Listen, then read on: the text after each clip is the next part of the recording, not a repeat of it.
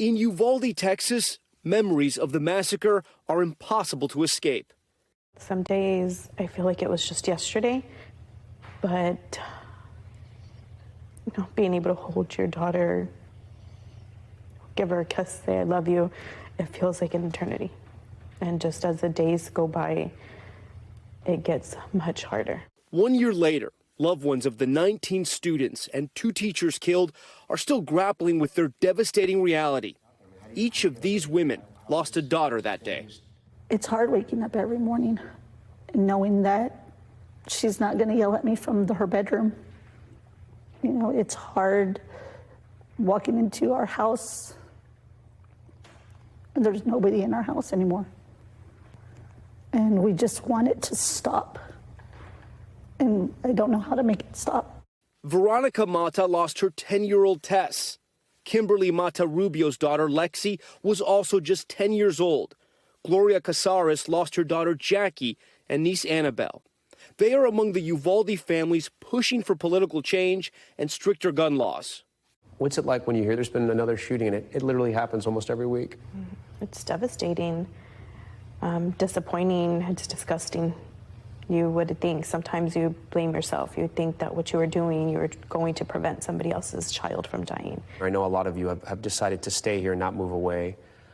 What has that been like? I think it's more difficult. I hate this town. I hate living here. My daughter's here, though, so how do we leave? The Robb Elementary School building will be demolished. The surviving students and staff now go to different schools. It's been through a lot.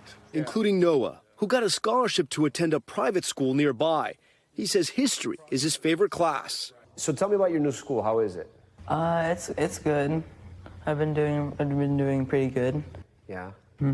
You've enjoyed it? Have you been able to make some friends? Yes. He was in one of those classrooms that day, shot in the back, but somehow survived. You know, we're approaching the 1-year marker of what had happened. How has the last year been?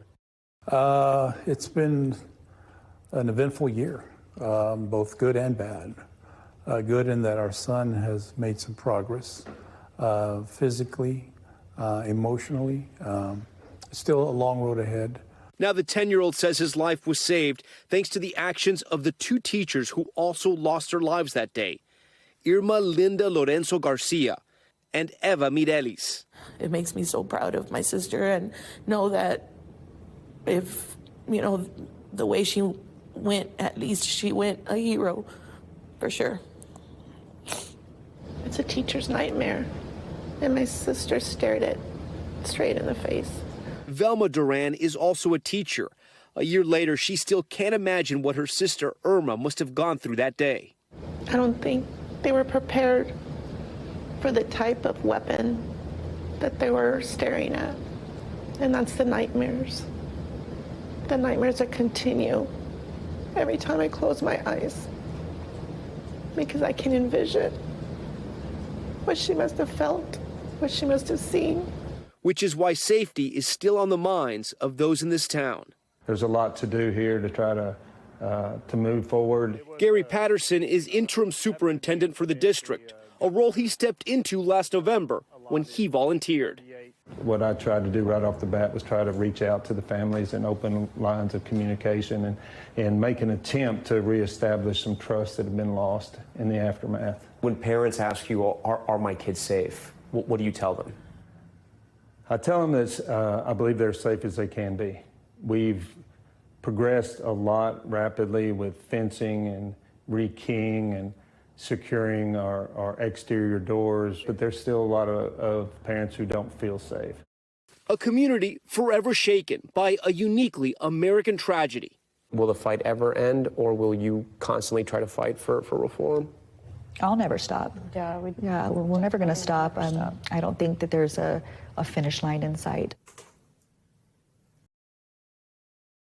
Thanks for watching our YouTube channel. Follow today's top stories and breaking news by downloading the NBC News app.